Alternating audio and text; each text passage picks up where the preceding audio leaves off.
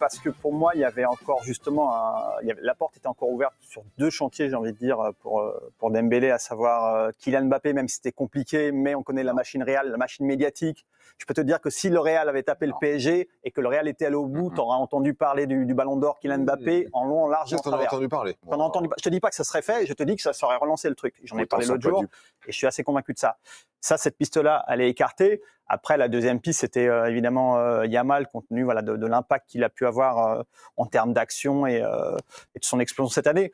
Maintenant, je pense que le fait que Dembélé aille en finale en marquant sur ses 2 derniers matchs, voilà, il est revenu. C'était vraiment important pour lui de briller sur cette Coupe du Monde des clubs parce qu'il a commencé blessé. C'était pas évident de revenir et en tout cas de marquer à nouveau les esprits. On sait que c'est le joueur qui symbolise pour l'instant ce Paris Saint-Germain dans cette course au Ballon d'Or, même si on le disait tout à l'heure, Hakimi ferait pas un mauvais lauréat, pareil pour Ruiz, pareil pour Vitinha. Bon, il se trouve que c'est lui parce que c'est lui le joueur le plus marquant d'un point de vue offensif. Donc voilà, pour moi, le fait qu'il ait remarqué des buts, qu'il soit illustré et qu'il permette au Paris Saint-Germain d'aller d'ores et déjà en finale, bon, tu as marché sur cette Coupe du Monde des clubs jusqu'à présent, tu as marché sur les 6 derniers mois de la Ligue des Champions. Pour moi, il n'y a plus photo avec Yamal, quoi. Si on avait encore un doute, Camille, la presse espagnole hier a définitivement enterré les chances de Kylian Mbappé. Oui, le fameux chantier dont parlait David, qui salue la nouvelle démonstration du PSG, mais qui n'épargne pas Kylian Mbappé à ce qu'il lance un coup de massue pour apprendre pour le nouvel entraîneur Xavi Alonso. Ce dernier a payé les erreurs de ses défenseurs, mais aussi son choix de ne pas trancher le débat de l'attaque en associant Vinicius, Kylian Mbappé et Gonzalo Garcia ensemble. En Catalogne, le journal Sport y va d'un titre fort en une raclée mondiale évidemment, et il s'attarde sur Kylian Mbappé pour ses grandes retrouvailles avec le PSG. Luis Enrique a montré à Mbappé qui avait raison, voilà, le capitaine des Bleus qui n'est pas épargné après cette débâcle. Et évidemment, on a choisi pour terminer notre émission favorite en Espagne, El Chiringuito, et c'est l'intervenant Fran Garrido qui a fulminé contre le Français et aussi le Brésilien. Il n'est pas très content des deux. Je pense que Vinicius ou Mbappé, s'ils continuent avec cette attitude, s'ils ne peuvent pas vivre dans l'ombre de l'autre, peut-être que l'un des deux doit partir.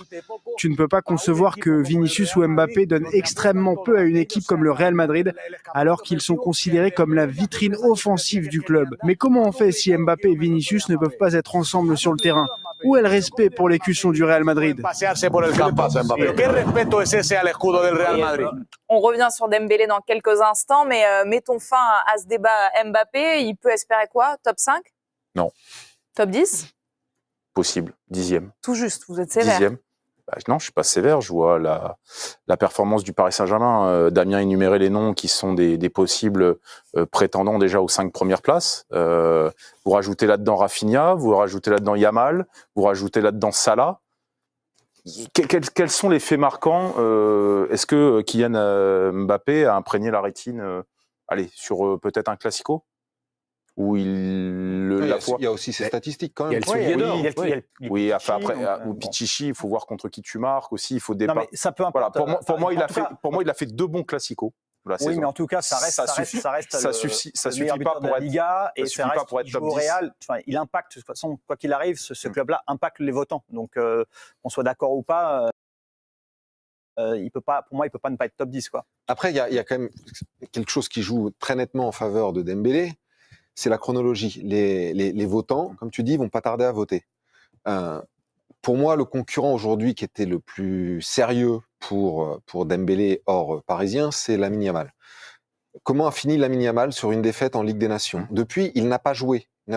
Et pendant que Dembélé joue, et il joue pas seulement en Europe, il joue maintenant aux États-Unis, sur le continent américain. Contre qui ? Contre des équipes de tous les continents. Et c'est important parce que ce sont les 100 consultants, les 100 correspondants de France Football dans les pays qui sont donc aux 100 premières places de l'indice FIFA. Ils voient pas tous les matchs qui se passent en Europe.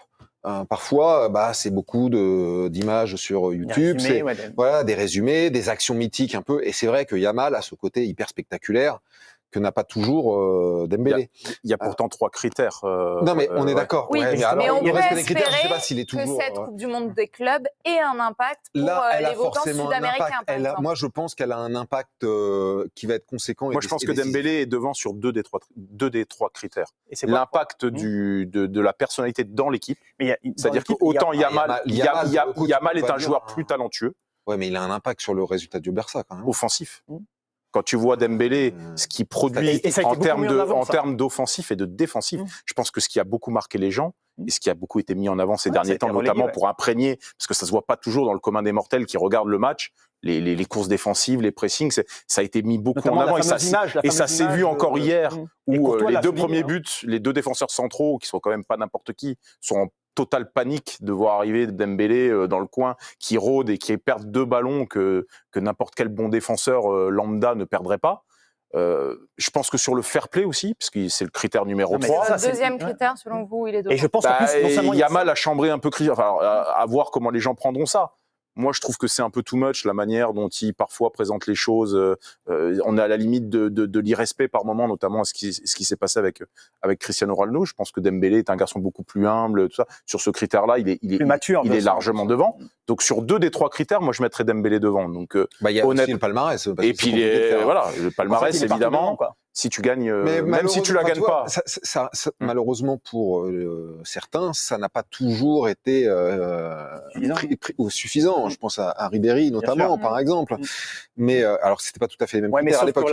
Mais là, je pense que pour revenir à la question, est-ce qu'il a validé? Il l'a validé au sens où pour Yamal, il aura plus l'occasion de démontrer qu'il peut revenir, quoi. De toute façon, les votes auront lieu et la balle était dans les pieds de Dembélé. Voilà, c'est ça. Vous parlez de Lamine Yamal, c'est son dernier concurrent, Ousmane Dembélé, où on risque la fameuse dispersion des voix avec d'autres joueurs du PSG. En fait, ils ont été assez intelligents maintenant pour tous se dire, alors même si c'est injuste pour Hakimi, même si c'est injuste, quand tu regardes les probabilités qu'un défenseur gagne le Ballon d'Or, elles sont quasiment infimes. Donc ils se sont plus ou moins tous mis d'accord pour se dire, ok, même si j'ai vu Fabien Ruiz qui a dit, moi je suis là, ne m'oubliez pas quand même. Mais je crois qu'Ousmane Dembélé fait l'unanimité, même à l'intérieur de son équipe, et que l'intelligence de cette équipe-là, qui va au-delà du jeu finalement, et même pour aller rafler les trophées les plus majeurs, même si ce trophée reste le trophée individuel, et puis, que l'on porte pas tous forcément dans notre cœur. Le club au sein, mais c'est intelligent de dire, ok, c'est lui. Et on mise tout sur lui. Et ils l'ont fait passer. Et d'ailleurs, on l'a vu dès le samedi soir du 31 mai, puisque le message Ousmane Ballon d'Or a été passé par le club en long, en large et en travers. Et puis, il est incroyable.